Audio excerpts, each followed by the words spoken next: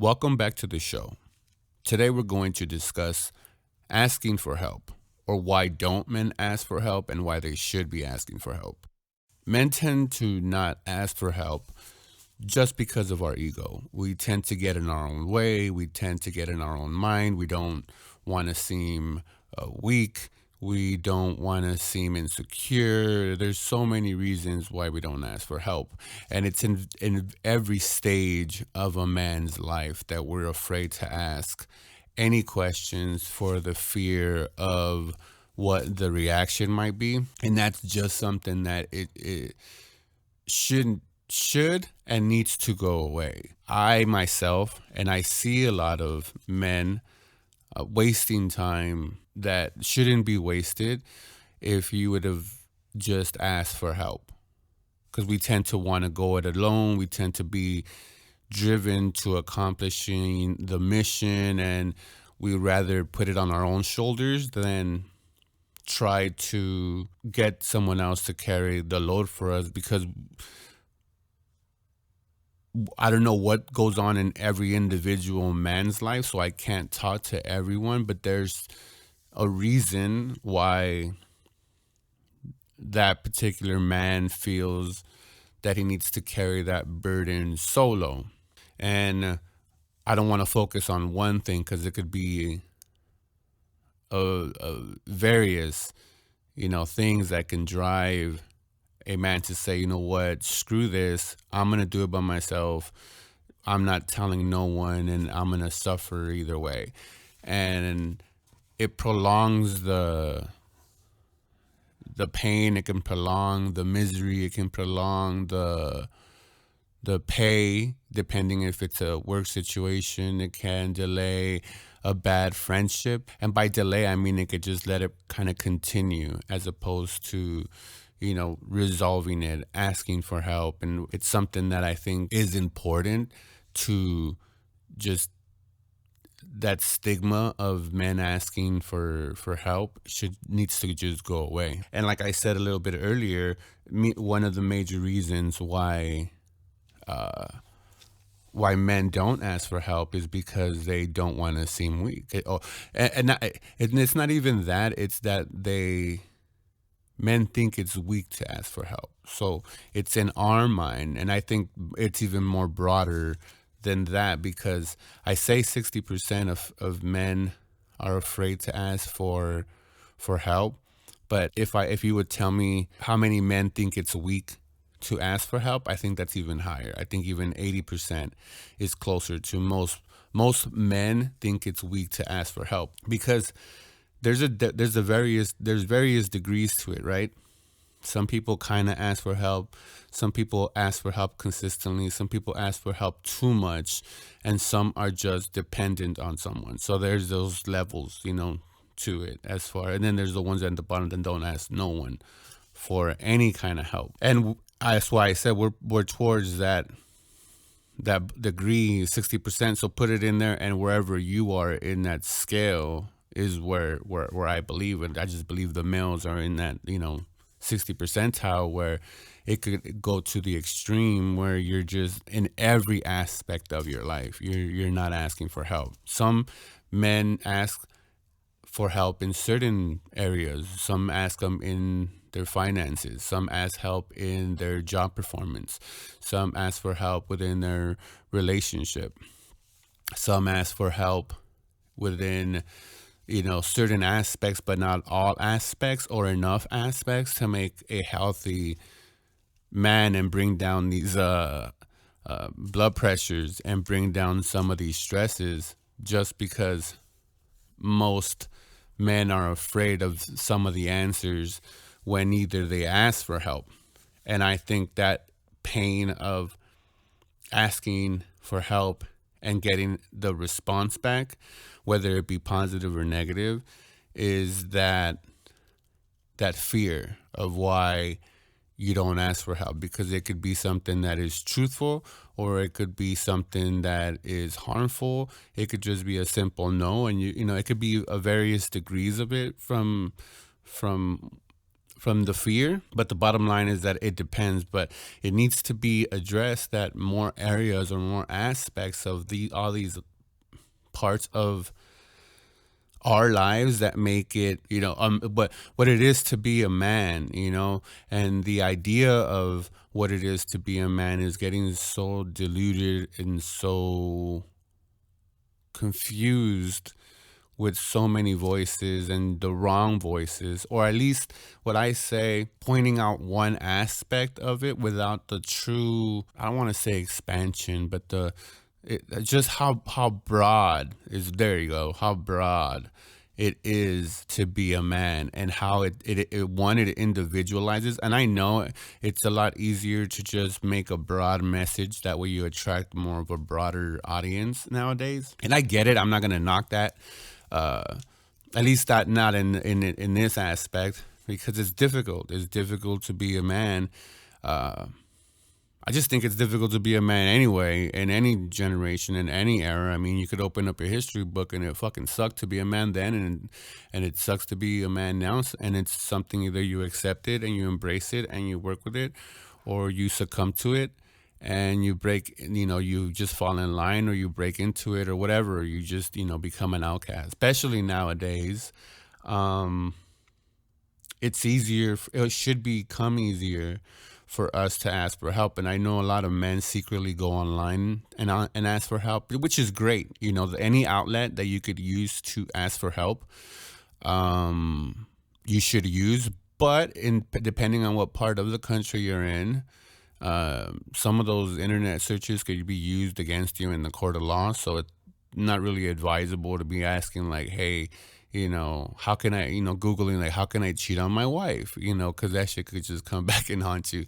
So it's great that you're doing that. And, in other aspects, like how do I learn stuff, and the self progression in our knowledge is great, right? Because how to build a backyard, or how to build a tree house, and we kind of tap into that masculinity in us, through asking for help through the online, or Google, or YouTube. And it's that, that sense of accomplishment. So we're trying to get something done. So secretly, we kind of get there, Google it real quick. So the wife, the girlfriend, the family doesn't know. And we, how-to videos, or how do you fix this? And then bam, we fix it. And that our male ego just spikes up through the roof, because we did something, we finished something, and we did it on our own, even though we did technically ask for help, which is great. But it's the reason that this topic needs to be addressed, because once you go online and you ask for that help, the array of it is crazy, depending on what you're looking for, of course. If I'm looking for something like, how can I fix my pipes, my drain, or my pipe is broken and I have a leaky faucet, or how to fix a tile. That's kind of, you could see one or two, go on a couple sites and see a couple videos and kind of figure out, hey, okay, I need some grout. I need to break it first. I need to, clear it out, and to chop off the access, put some grout, get some new, well, hopefully you could find the tile that looks like the one you have if it hasn't been discontinued, because that's how quick it changes. But you find something close, or if you have extras when you put some tile, you should always keep extra, by the way.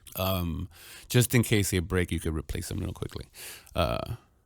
Some people call that pro tip. So just a pro tip. But anyway, so that's cool, because it varies. There's different techniques, blah, blah, blah. But the basis is the same. And depending on if you go then into, and then, so depends, or what I'm trying to say is that, so that's just in one aspect, right? Like home repair. But then let's say you're asking how to, if you're a younger person, how to improve my jump shot. Then fine, you get, there's different styles, and it depends on your body flexibility, the way you do it. You could, tuck in that elbow a little bit, but if you've been shooting basketballs a certain way since, you were 11, 12, 13, and you're now like 17, 18, and trying to revamp your shot by Googling and figuring out form, it's going to kill you. and you see that in the NBA with people and their unique release points, their unique shots. You're either gonna be good and adapt to it, or you're not. You're gonna get rejected. You could try to change anything, but you're not. You just have to adapt with what the weaponry that you have, and you adapt to that. Or you could look into and say, I want to secretly ask help, and you ask the Google gods, how to save my marriage, and then blam, there's like there's a dozen different ways, and you get lost in that kind of thing. Or you ask, hey, I can't perform in bed and I can't please my woman, and boom, you get bombarded with all these different confusing aspects. Or you ask, how to be a better father, and boom, you have an array of discipline or how to be, and you're just so confused. You could go down a rabbit hole and completely fuck up your whole train of thinking by believing garbage that you shouldn't be believing, because again, persons on the other end are broken, and broken people trying to fix broken people is crazy to me.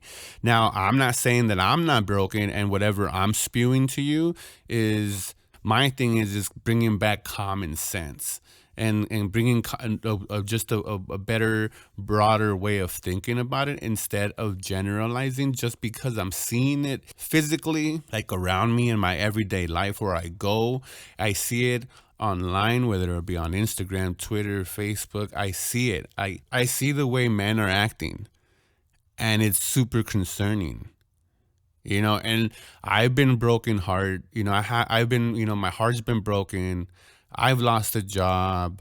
I've wasted years of my life. I've done all that stuff, right? But my mentality still hasn't crossed over into the response of what some of these men and the message that they're hearing and the way they're adapting it to their everyday life. I know that was probably confusing, but I'm trying not to alienate a ton of people by saying what I actually think, because I think a lot of it is confusion. But anyways, so it's super concerning that the response to it is, the way it's growing, because the questions that we're asking are the correct questions, but the answers that we're getting are too there's too many teachers, there's too many chiefs, and not many Indians. So when you start gravitating, and then you hear, I think I said this in one of my podcasts, that only because a movement is growing doesn't mean that that is the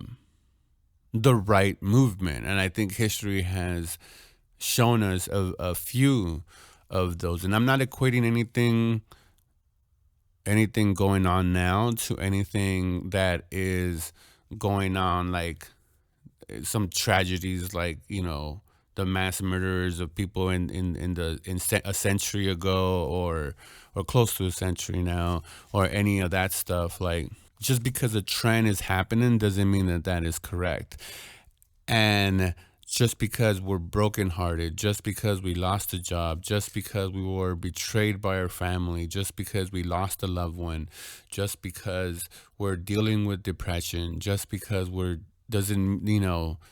just because it doesn't mean it's okay to. And that is the one thing I think is being missed by all this, right? So that's what I just meant, and it was a long dialogue to just go through the fact that it depends on what you're asking, and the response you're going to get in anything, no matter if you ask, 10, 50, 1,000 people, your responses are going to vary.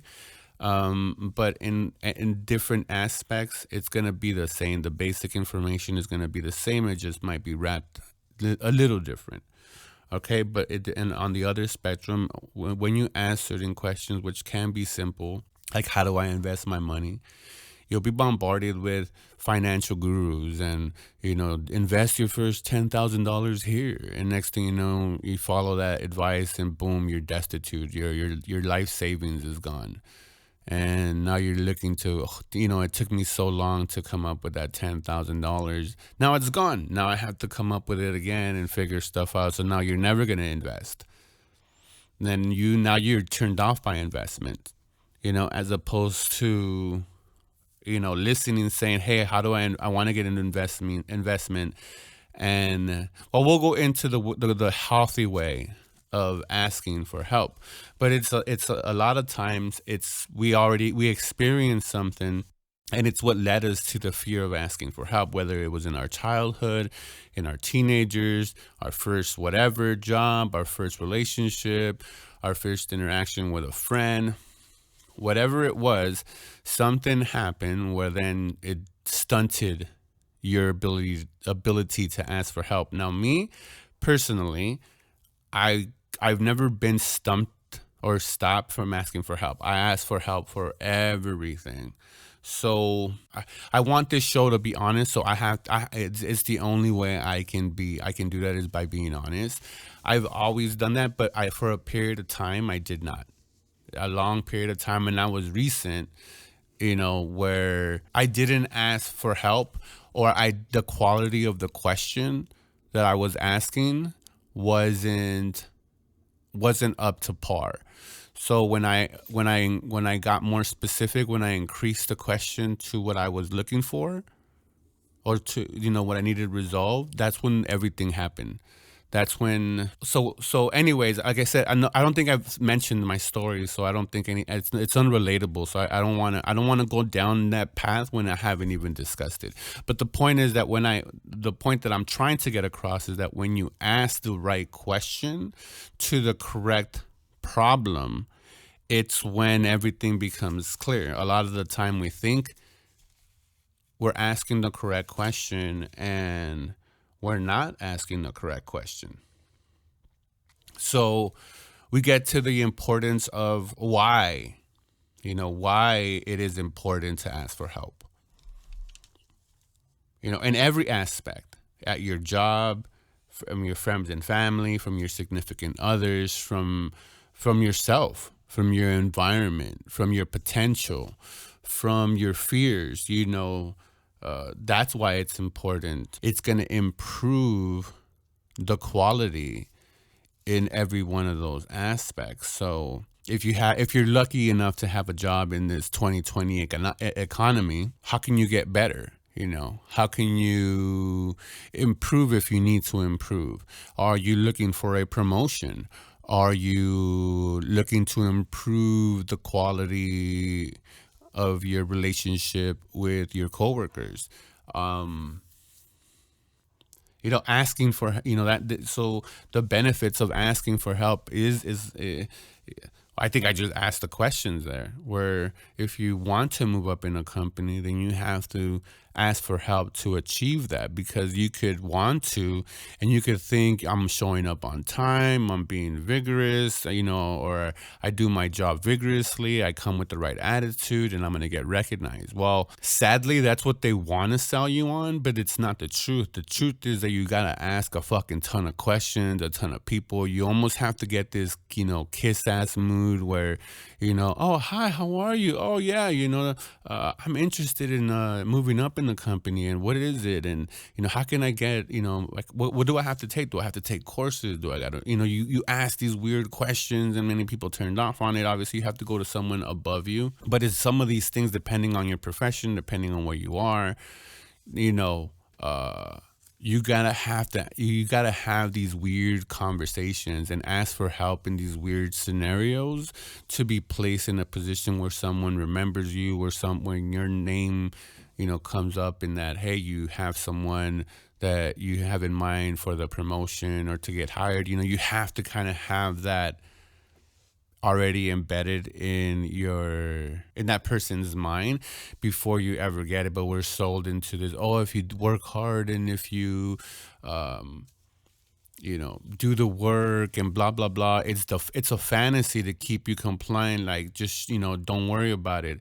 Because me personally, I've done that, where I've been the best, at my job, and when there was a position open, I just stood quiet, and I then got mad because someone else got the position when I didn't say shit. Like, I thought that my performance was going to speak for itself, but that's what the that's what media sells you. That's what you are trained to believe that just by your effort, and don't get me wrong, effort and performance are a great things to have.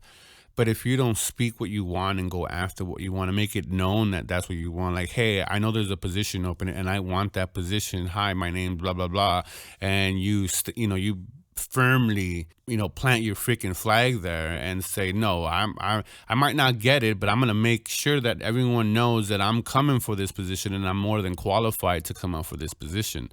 So that's what asking for help could be. I know I just said into a promotion, but even if you're struggling, maybe you're at a job that's just a little bit over your head and you're just afraid you're going to lose your job. You can't pick it up. You got it almost, but there's just that something that you're always messing up and you don't understand it. Your boss is probably not the most friendly person, and we're afraid that if we ask questions we might let go. We might let go because not we're maybe bypassing the supervisor. And I'm not saying to bypass the supervisor. I'm saying if you've already come up to the supervisor and it's become, but you guys still can't figure it out, that's your job. A lot of frustration comes because some supervisors don't know, or management don't know how to manage and supervise.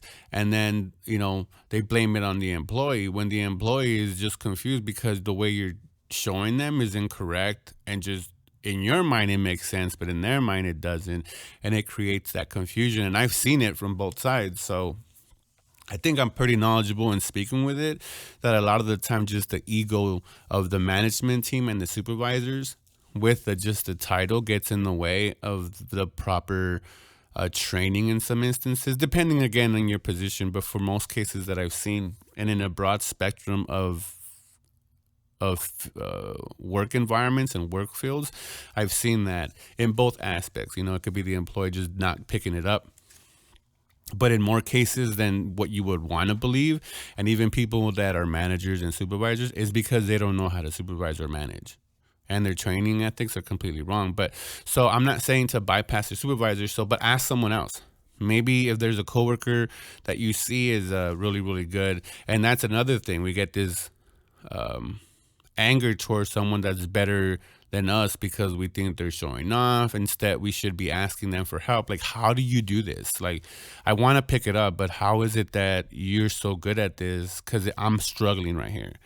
And again, if that person tells you fuck off and go away, that person's evil. You should, don't worry about it. If you believe in karma, they'll get what they're having, or they're coming to them. So I wouldn't worry about it. But if more, I would say 95% of the time they're gonna be like, oh, you know what? I do this, and let me show you, what I do, and it helps me out. I worked at a crappy job, and I couldn't pick up. It was doing linen here in Las Vegas, and I couldn't figure out how to. It was well, a little bit more detail. I worked in a linen place, and the linen that they use in the hotel rooms, and it would come off this machine already folded, right? But you had to first get them individually. They came folded, so you got them and you stacked them up in a stack of 10, and then you had to kind of tie a knot really quick, and then cut off the excess string. In this case, it was plastic, so it was kind of tough sometimes if you didn't figure it out. So, and you would have probably like 4 machines in front of you, or 4 machines that you had to attend, and it was like 4 guys, so each one of us guys had 4 machines that we had to attend. Now, if some stuff got passed over, like if you didn't get to a lot of them, it would go down to the other guy. And there was a couple of females that actually got down and did it with the fellas and stuff like that, so many props to them. But I couldn't figure out. I mean, I could figure out how to tie the knot. Like I could. They showed me how to do it, but every time I tried to snap the plastic, it hurt my fingers. And I by the end of the day, I thought my finger was gonna just get cut off in one of these yanks, because I wasn't, I didn't know what I was doing wrong, and I did this for like 2 months. So me and the guy that was really good, that I knew that he would just do it. He was a short little, I can't remember his name, but we ended up talking on a lunch break, not because I asked him for help, but we just kind of started talking. And he saw my finger and he goes, hey, if you do it like this, you'll cut it quicker. And I was like, oh, for real? And he said, yeah, this is what I do. And I was like, oh, I've been doing it wrong. So when we went back from break, sure enough, I did it his way, and it was done. Like, I became one of the fastest people at the plant. Even faster than him. Like, there would be points when that we would have, like, because that job was mundane and boring. So, and I was early on in my 20s. So as men, you make everything a competition. So it was us four guys. So at sometimes I would be there and be like, look, I'm gonna do it from the first four machines, because I'm probably getting into too much detail, but depending on the shift, certain machines wouldn't be all turned on at once. Sometimes it would be like beach towels or something like that, and or just a certain style of queen size linen, and they would bring them down in those like 4 or 8 machines.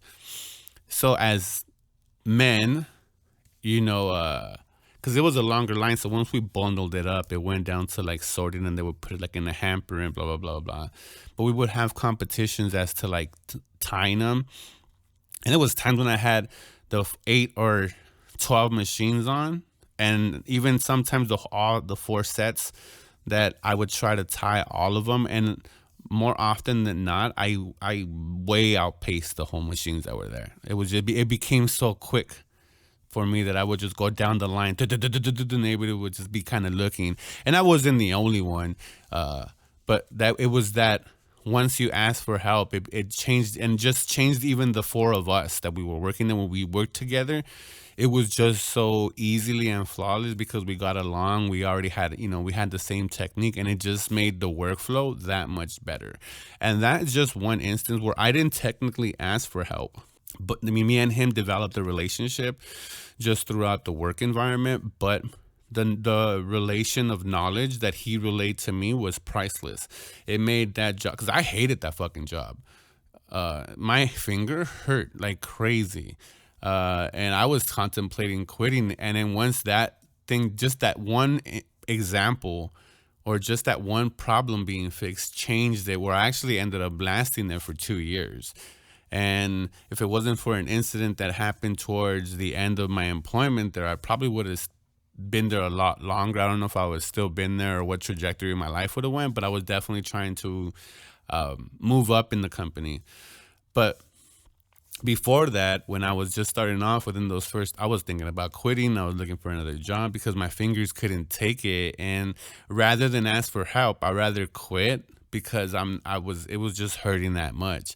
And like I said, once that relay of knowledge between, I'm gonna say two men, because this show is for men, but you could kind of get some of that information too from females, depending on the circumstance and scenario. But the information of two men relaying information, what he downloaded to me was it looking back, and I don't want to make it dramatic, but it was life changing, because it wasn't, but it was changing at that moment, where it made the job, the way I made money, more comfortable to do that. And depending on what year is, how to move up in the company, how to move around, how to jump from one job to another, how to do progression, or how to increase your salary. Like, these are definite things that we could Google all we want, but then we get lost in translation, as opposed to someone that already did it. Now, you might ask the question like, how did you move up? And that person might not be able to tell you how they might tell you the story, but it might not be relatable to you. But then you just, again, you grab that information, you dump out what you don't need, and you grab what was relatable, and you move on to the next, and you ask that person. That's how you end up developing your bricks of knowledge, not because of your own biases, because when we develop our own biases, we get lost in this narcissistic trap of our own delusion, as opposed to grabbing what actually works, what we see, not what we think we see, because we could see social media, we could see YouTube videos, we could see a lot of things, and a lot of those things are fake, as opposed to what you see is proven. And a lot of the times we see what the illusion of what is proven is, as opposed to actually have been proven, because it's just what's sellable, what's acceptable to our eyes.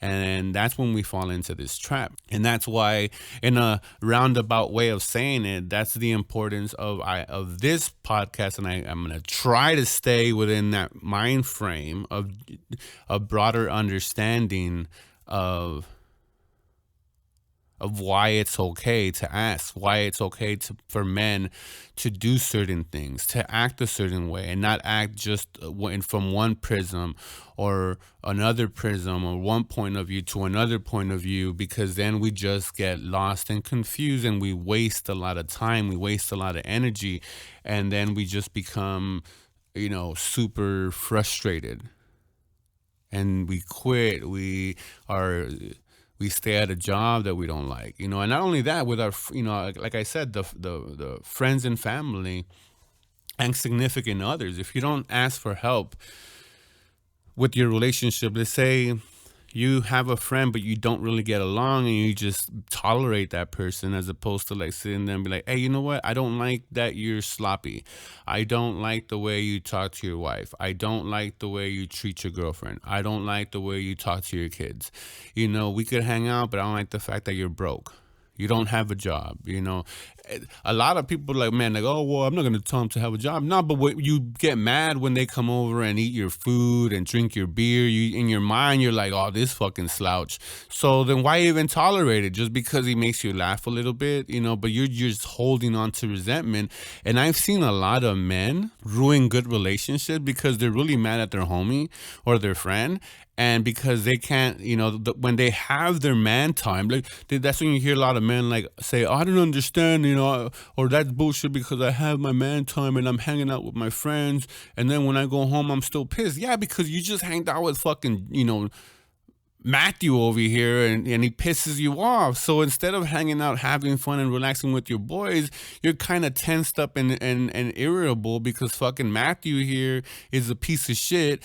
And he's a piece of shit, but because you're at boys' night, you fucking had to sit there and absorbed all that fucking stress and anger in your mind. Then you go home and blame it on your girlfriend, wife, or kids, or dog, or fucking cat, because my house is intolerable, my relationship's falling apart, not understanding that it might be some of your friends or some of your family that you hang out with that are bringing these sensations, because you're not asking for help. Like, how can you improve that relationship with your friend? And sometimes, again, we don't ask for that question, or we don't ask for help, because once we ask that question, it could lead to that friendship with either friend or family or significant other in this instance to end. And that's what leads to people not doing it, because they rather be comfortable, because I'm comfortable in the situation. So why even introduce this element and increase my level of living? Because it could also turn the opposite. You could just throw everything that you have up to that point up in the air, and you could end up homeless. Your family could shun you. You could lose friends. The way people perceive you can change. It's a very intimate thing that happens once you start being truthful and asking for help. And hey, you know what? I recognize that my relationship with me and you isn't working. So what's going on? Like, why do you only call me when you need money? Like, why can't you come over and just hang out as brothers? Like, why do you only call me when, you're venting about my sister, instead of calling me and saying, hi, son, how are you?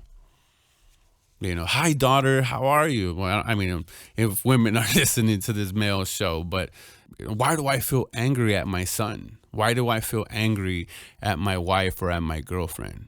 What can I do to improve my sexual prowess? Or, when we ask those questions, we're afraid of the disconnect in those relationships because the element of comfortability is there. And none of us want to remove that comfortable. I mean, me personally, it was the most gut-wrenching gut check to remove comfortability from my life and start putting me as a focus and saying, I'm going to stop with this cycle of not asking questions. And once I did that, again, the answers that I got they weren't what I wanted, trust me. But I had to accept that because I had asked for that help. Like, help me realize what I want in my friends, help me realize what is going on in my relationship. And that was just a self-conscious me asking myself for that help internally. Then it started asking them, the mind goes to work. Then you start physically feeling okay to ask other men for help.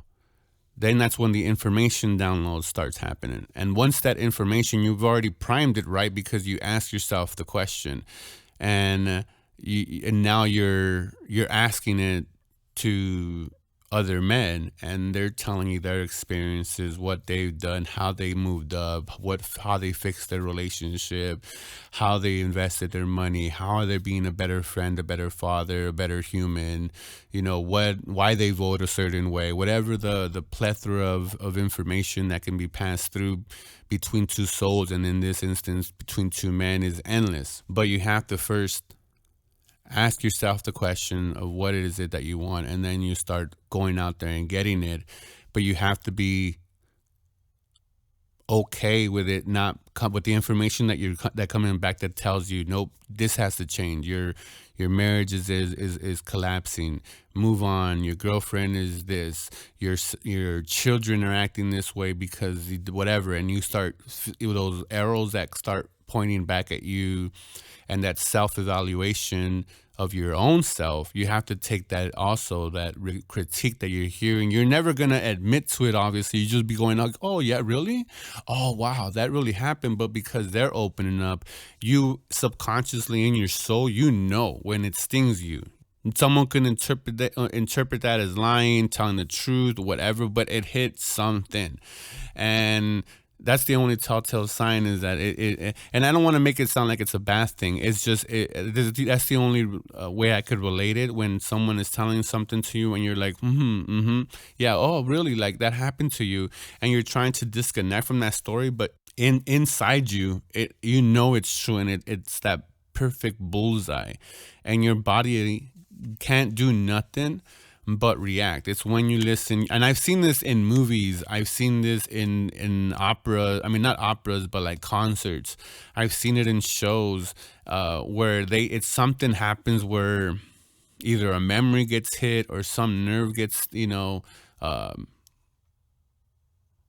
touched, that this chemical reaction happens within us, and that's the only time I could ever see it physically. But it's not a telltale sign of either way, so people shouldn't use that as, oh yeah, did you cheat on me, and oh, her ears turn red, so it's a telltale sign. No, it could have been that she cheated maybe in high school and nothing to do with you, but because you brought it up and it's something traumatic in her life, then it triggers that response.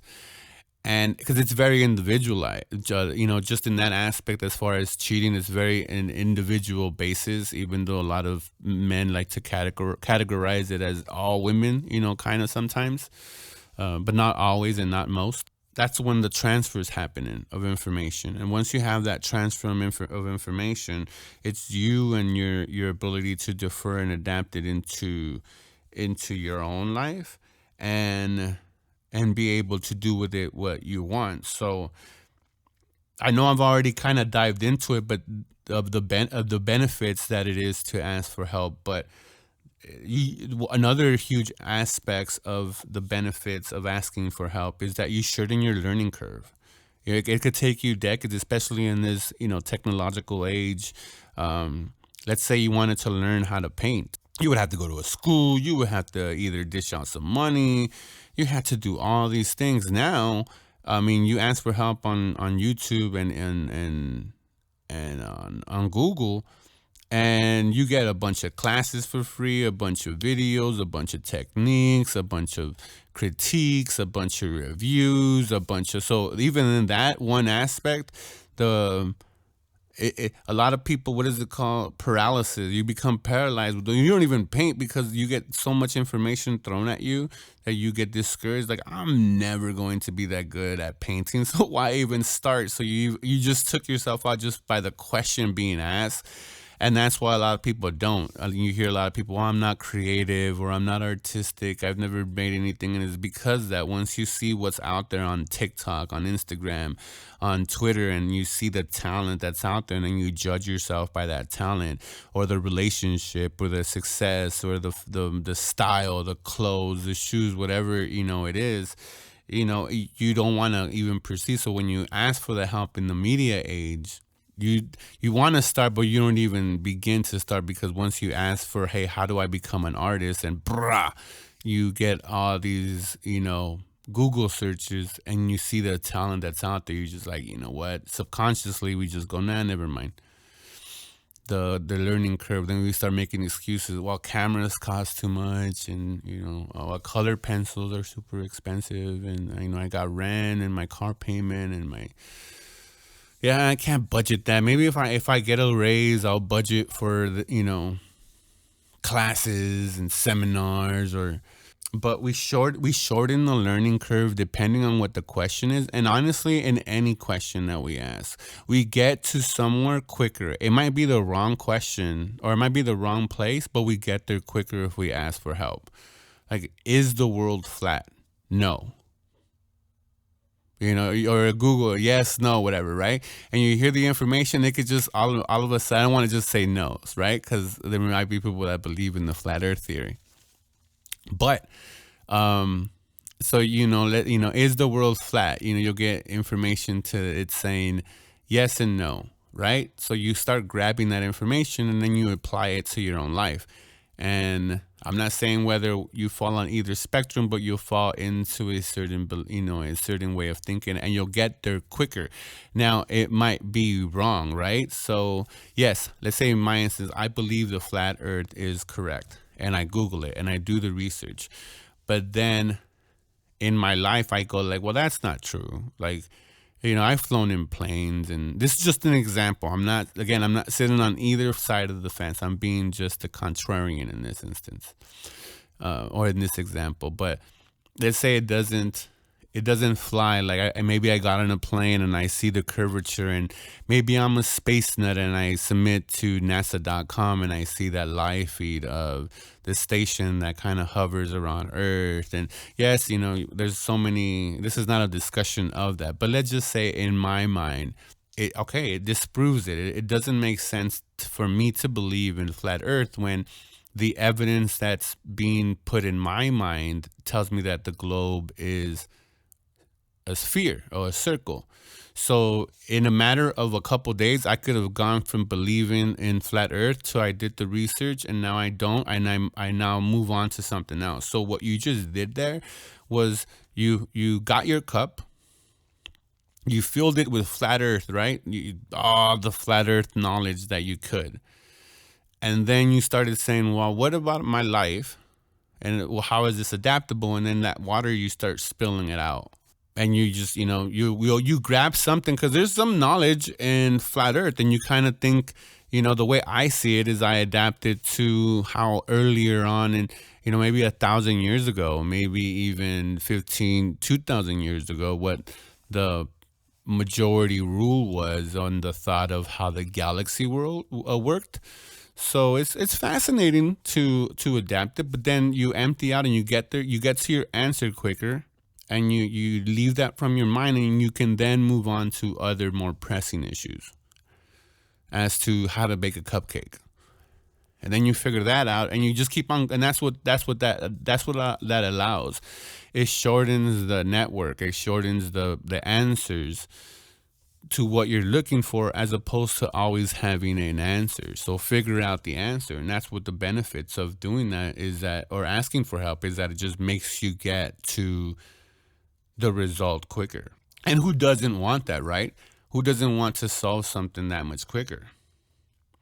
And I just mentioned it shortens the learning curve, and and it shortens the pain that you could be in, or the financial trouble you could be in, or the living situation you could be in, your work, scenario. It definitely shortens the amount of whatever it is that you're going through once you ask for help, because you might not like the answer, but it forces you to deal with it, or you love that answer and it helps you to deal with it. So either way, so in any aspect of our life, we're not going to get specific to any I know I said pain, but it could be to anything.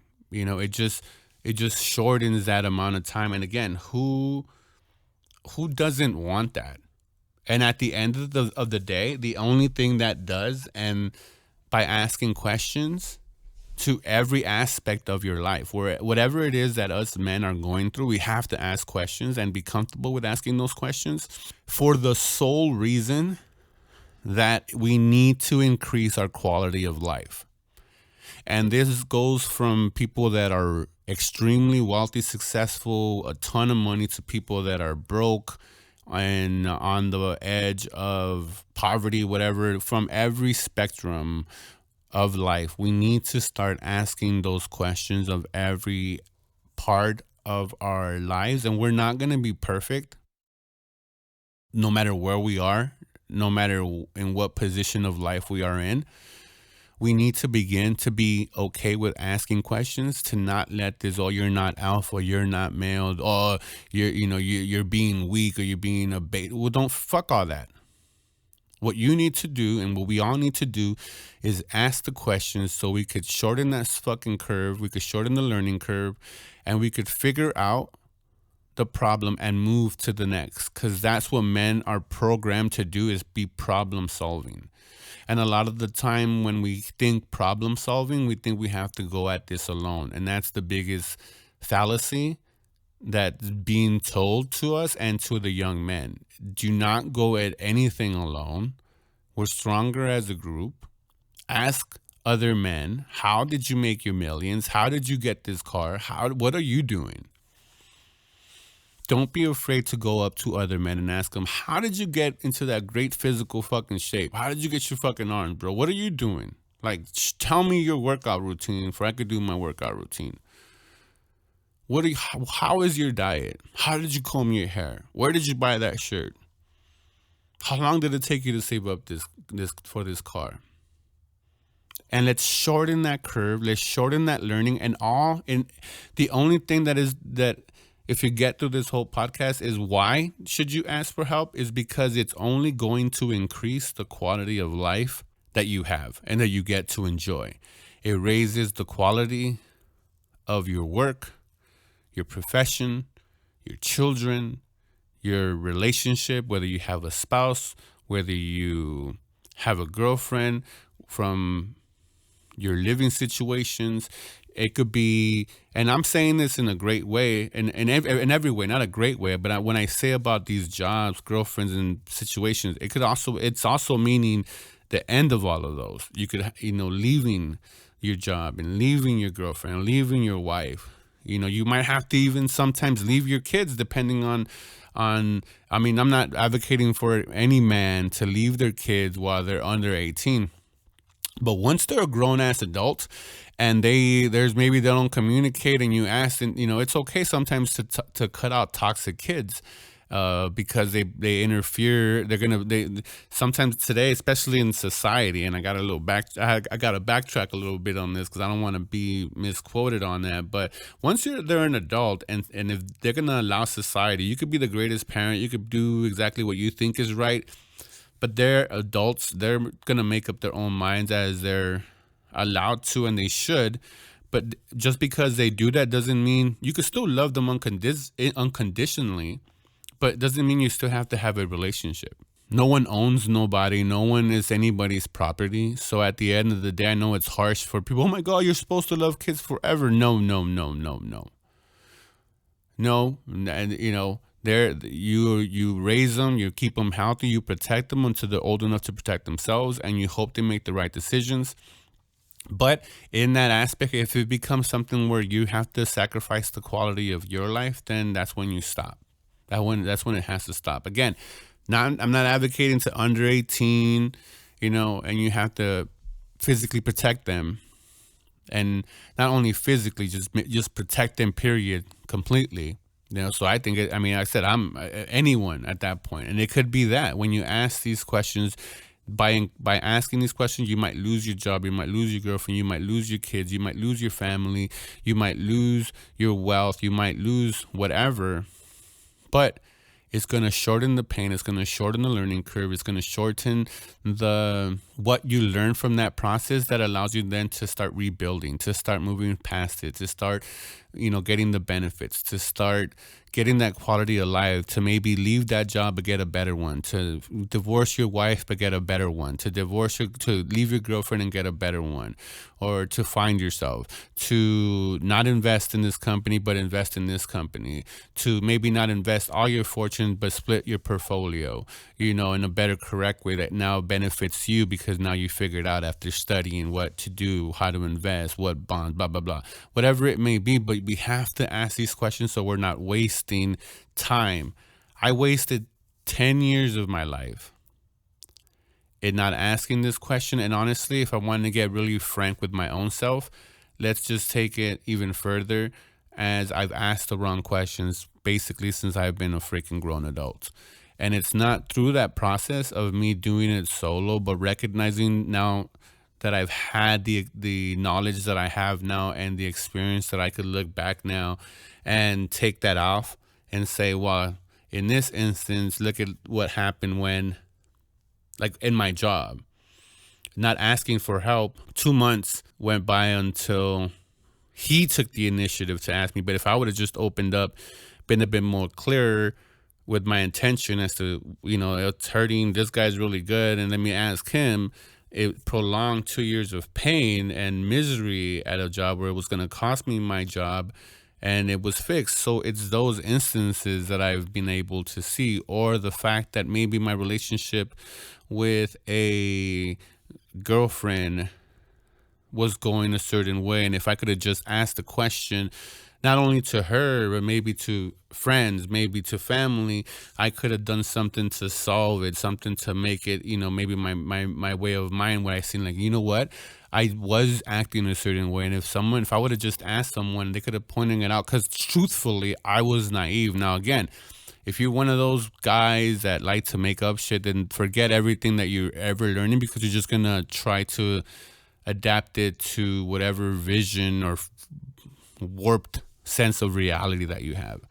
So you have to be, at the end of the day, truthful with whatever it is that you're asking, because if you're just lying, then you're lying to yourself. And I know everything is because, I mean, I know now with just popular culture and the way it is, it seems to be like okay to lie to yourself, but it's really not, because all you're wasting time, and then you could be 10, 5, 10, 15, 20 years later and looking back and being, wow, where you don't even have a recollection of your last, of those 10, 15, 20 years. It becomes like this meshed up blob of nothingness. I mean, yeah, there's glimpses of what it was and all this stuff like that, no matter what it is, but you just kind of have like I said, not a euphoric look back. Just, it's not really a positive or negative look back. It's just like this mesh of nothingness. Like I said, not really an emotion attached, because the memory is just fogged with all this blanked time that we break it down. And once you get into why you stood at that job for so long, why did you stay in that relationship, why did you stay in that marriage, why did you tolerate this from your kids, why did you spend all this money, why can't you save, why did you make these false, this bad investment, what made you believe about this company, whatever it is, once you accept that truth, once you ask that question, once you go specific, and not even ask the question, once you, like I said, once you ask the question, ask for help, and figure out what it is, then you could start to analyzing the self, saying like, wow, I kind of see it, where if I could have asked for help, it could have made the end that was gonna happen anyways.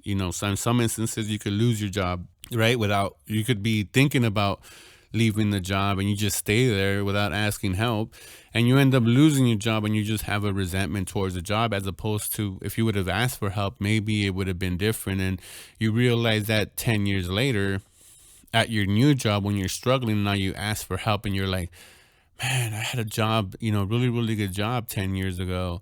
And if I would have put the same kind of effort, wow, it would have been super, super different. And we see that with relationships. And then we just say, well, I wasn't in the right time. And I get it. We all learn at our own pace. But for the most part, I think we learn from what we search, from what we learn online, especially now from our peers. And if we're only going for one source of it, or not asking it because we have ego, because we're afraid of asking because of whatever it is.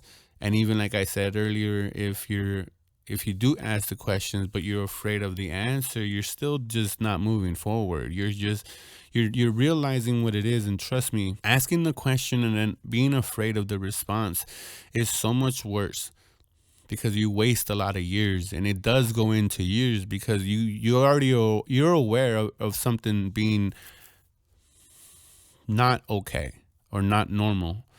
So you ask the question, but then you close yourself off and you're like, no, no, no, no, no, no, wait, I don't want that. I don't want to hear the answer because it might hurt. So then there's this conflict, and trust me, it takes years for you to, because you're gonna start, once you start. And this is not whether you believe in it, but once you ask the right questions, the information that's going to come back, it's going to just be amazing and overwhelming. You can't neglect it. And then you start just hiding behind it. And then that's when you get animosity. That's when you start hating your job, hating your wife, hating your kids, because it just keeps on building, building, building, building, as opposed to asking. You ask the question of how to solve it, and it might be throwing it in your face, or you got to do this, you got to do this, but you're not willing to do that one aspect that is asking you to do. You're just going to be miserable for 5, 10, 15, 20, 30 years. Whether you're adapting it to your marriage, to your relationship, to your kids, to your house, or to your job, to whatever it is that, if this hits a certain nerve with you, then that's obviously a sign as to what needs the attention, and what needs the questions that need to be asked in that specific area that you need to get fixed will become a lot clearer. And the only sole aspect, I know I went on a huge tangent and rant, but again, the huge benefit is that we increase our quality of life.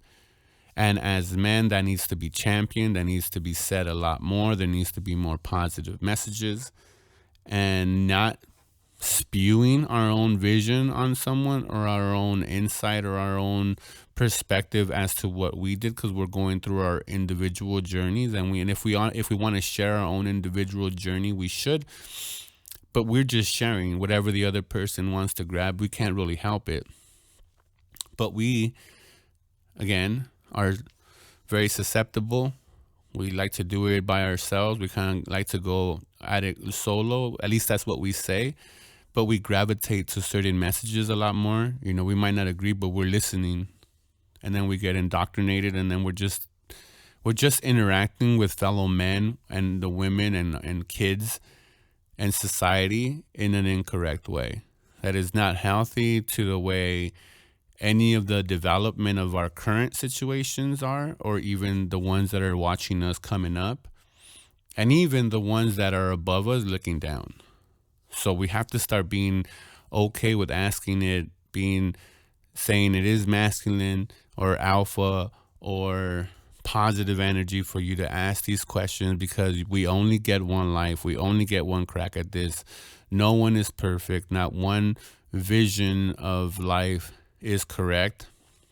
So ask those questions. Deal with it quicker so your quality of life can increase. If you like this video, share, like, subscribe to the channel. Thank you guys for listening. Thanks for watching.